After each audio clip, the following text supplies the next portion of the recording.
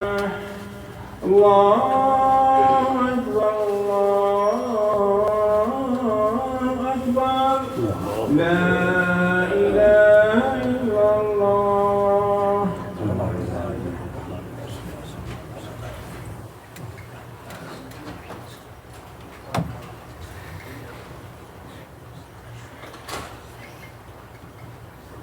إن الحمد لله نحمده ونستغفره ونستعينه ونستهديه ونعوذ بالله من شرور أنفسنا وسيئات أعمالنا.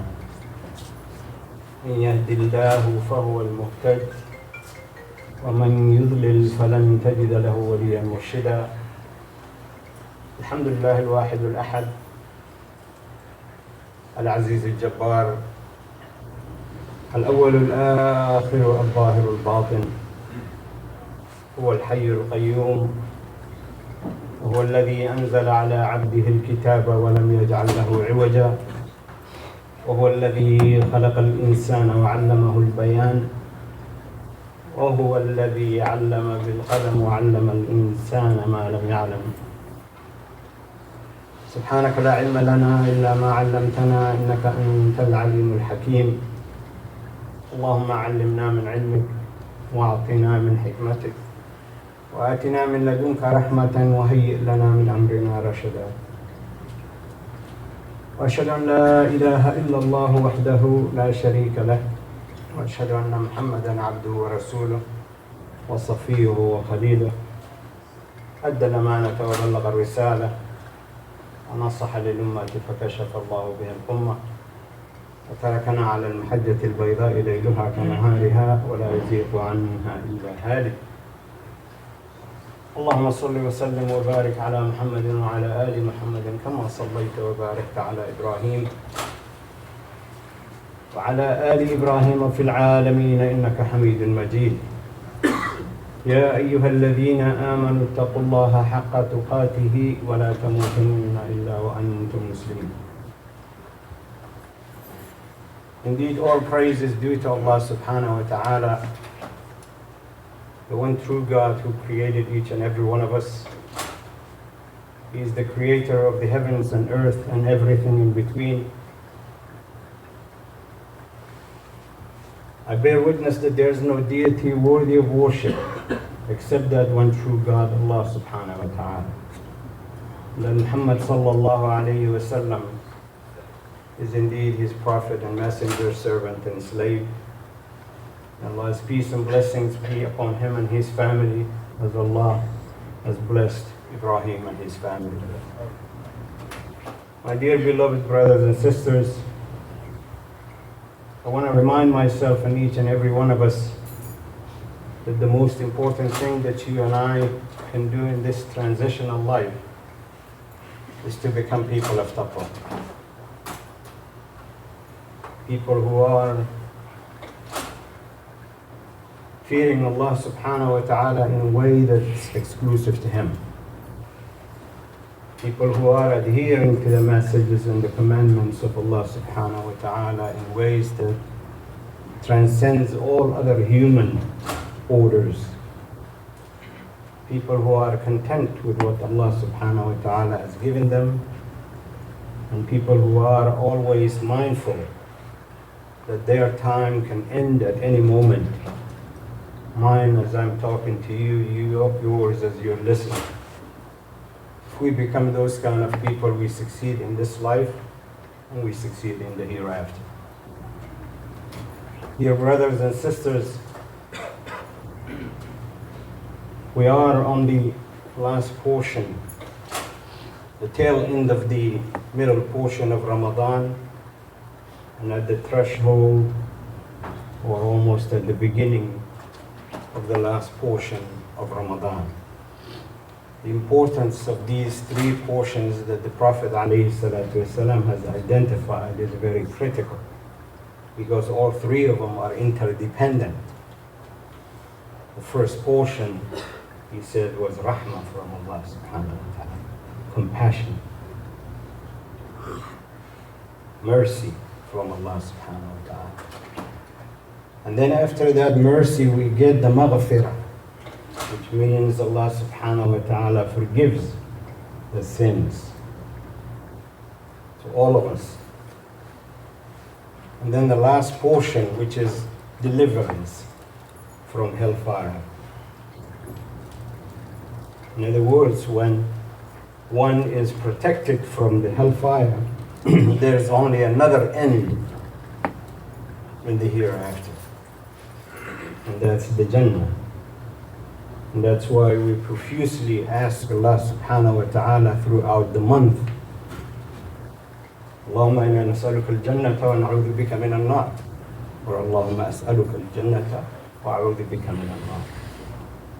Oh Allah, I'm asking you of the Jannah, eternal bliss, heaven, and I seek refuge from you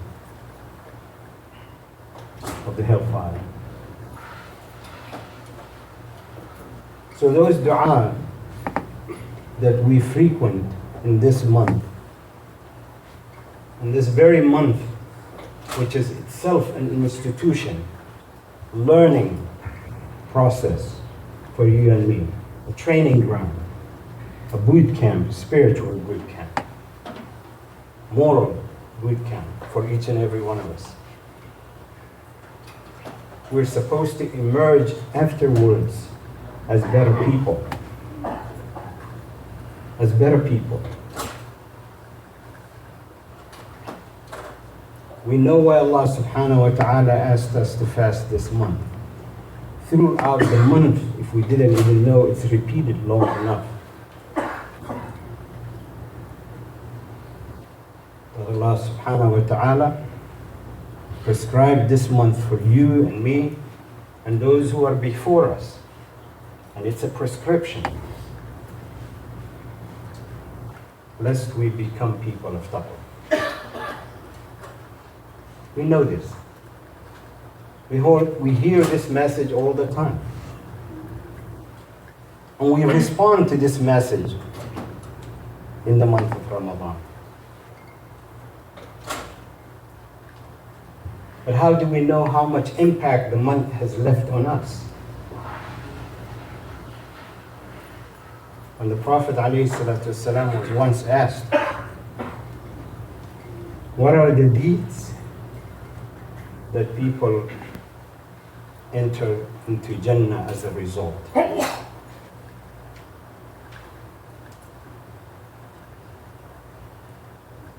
What kind of deeds, O Prophet of Allah, that leads to Jannah? He said two things. Taqwa Allah wa husn al-khuluq.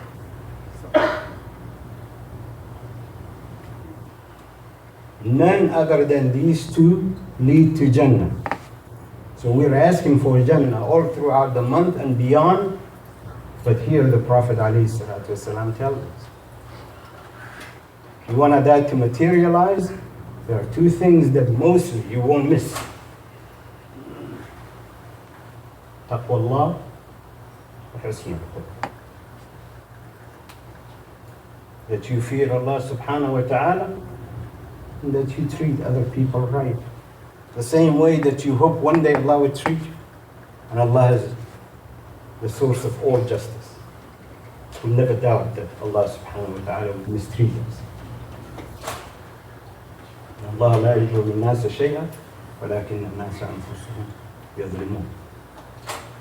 Allah subhanahu wa ta'ala does not commit wrong or abuse power in relation to other people. It's us, you and I, who always violate against other people. So if we become people of taqwa and people who are refined their akhlaq during this month, then we become successful throughout. And we make life easier for each and every one of us. Because the beautiful thing about husn al-khuluq, when a person has good manners, or good ethics, good morals, there is something that just makes you feel comfortable with being with that individual. And when the person has opposite character, they walk into the room, the whole mood of the people changes.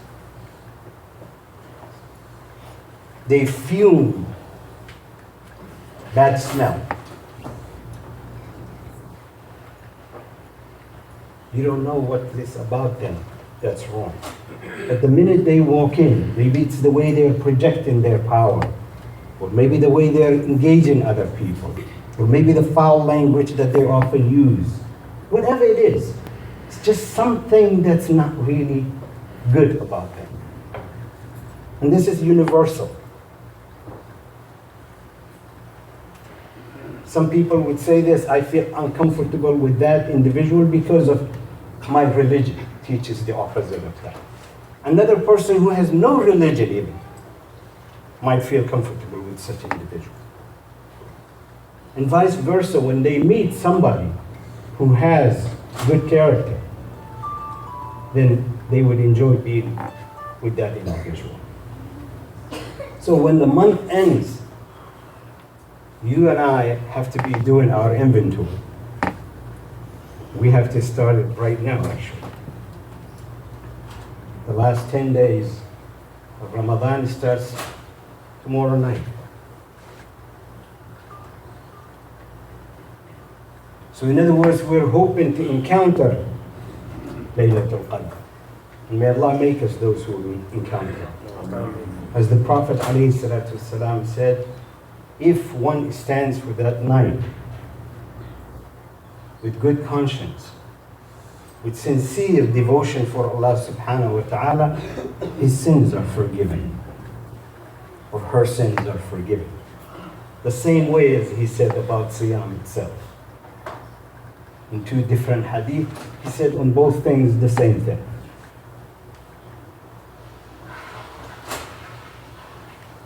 من قام رمضان إيمانا واحتسابا غفر ما تقدم من ذنبه أو كما قال. So in other words, in Ramadan he said the same thing, and in Laylatul Qadr he said the same thing. Is it the 27th? Well, there is no hadith that ascertains and says the 27th is Laylatul Qadr. There is no ayah from Allah subhanahu wa ta'ala that says such thing. But the ulama in general, more or less, they believe that. And the populace, the Muslims everywhere, the 27th is the day or the night that you have to really get ready for. But the Prophet ﷺ said, you have to look for it in the last 10. And especially the odd nights, the 21st, 23rd, 25th, 27th, 29th. But who knows when it would be. But the idea is not when would it be. The idea is what are we bringing in? Are we really doing some kind of business in the sense that, I just want to encounter so my sins will wipe out, so I'll be clean, so I'll have a clean slate, so I can do more sins next year. Wal-iyadu billah. Is it that type? Once I met a woman walked into a store and she asked something related to the meat. And then the brother said, I can't lie to you, sister. It's Ramadan. And the sister was quick enough to say, you shouldn't be lying even if it is not Ramadan. Why should you not just lie because it's Ramadan? You shouldn't be lying, period. You shouldn't be cheating your customer, period. So in other words, but that's the mindset, unfortunately, for a lot of people. There's nothing wrong if a sinner decided that month to stay clean. That's a gradual progression. Alhamdulillah Rabbil Alamin, that's a good start. But that's not the ultimate goal. That's not the ultimate goal. The ultimate goal is for you and I to become better people.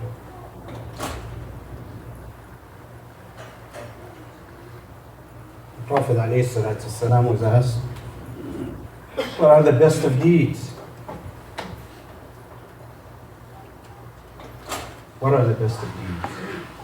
And this is very important for us to remember because it is the month of Ramadan. And we want to practice those that the Prophet ﷺ has appointed or declared to be the best of deeds for us. And this is on individual responsibility, because we have to understand that, not in relation to Allah subhanahu wa ta'ala, but in relation to the other people. Remember what we said, the two things that lead to mostly, what are the things that mostly lead to Jannah? He said two things, taqwallah wa husn al-khuluq. In this particular hadith, the Prophet ﷺ talks about husn al-khuluq aspect in dealing with other people in general. Then he gives three instructions. Sil man qata'a. Reach out to the one who cuts you off.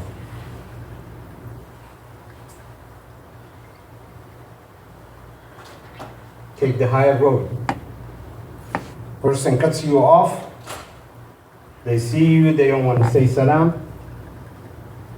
Reach out to them. Very difficult thing to do, especially when you're upset. But one should remind oneself, and I'll start that with myself, that the salam that you're making actually is for Allah subhanahu wa ta'ala. And when we remind ourselves of that, the whole process becomes easy. You're doing it for Allah subhanahu wa ta'ala, who calls himself the source of all peace. As-salam, Allah subhanahu wa ta'ala, one of his best names. And you're greeting your brother or sister who cut you off. Do you have to go out of the way and do extra things? Alhamdulillah, if you can come up with that.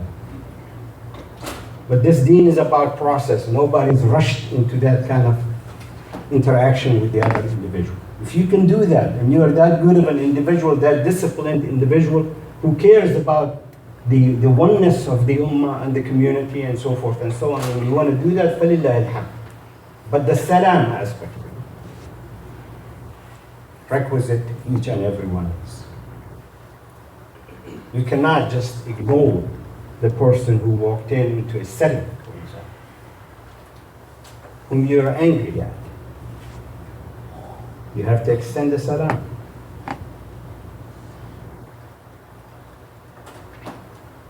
وَعْطِ مَنْ حَرَّمَ. The Prophet ﷺ says, give to the one who deprived you. If somebody deprives you of your right, even when it's your turn, you're supposed to be giving that person. Again, it's not an easy thing to do. None of us should pretend that it is an easy thing to perform. It is not. But when you do those kind of things, keep in mind, then you are performing the best of deeds. That's the second thing. First one is reaching out to the person who cuts the relationship. Second thing is that we give to the individual or people who denied us our rights. When it's up to us and we can afford, you needed a favor, you turned into somebody and just gave you the deaf ear. Now you have a better chance, better opportunity than he or she. And that same individual comes to you in need. Help that individual. It's not about you and what they have done. Help that individual. And then the third one. وَاعْفُ عَمَّنْ ظَلَمَكَ. The Prophet ﷺ said, forgive the person who has deliberately wronged you or oppressed you.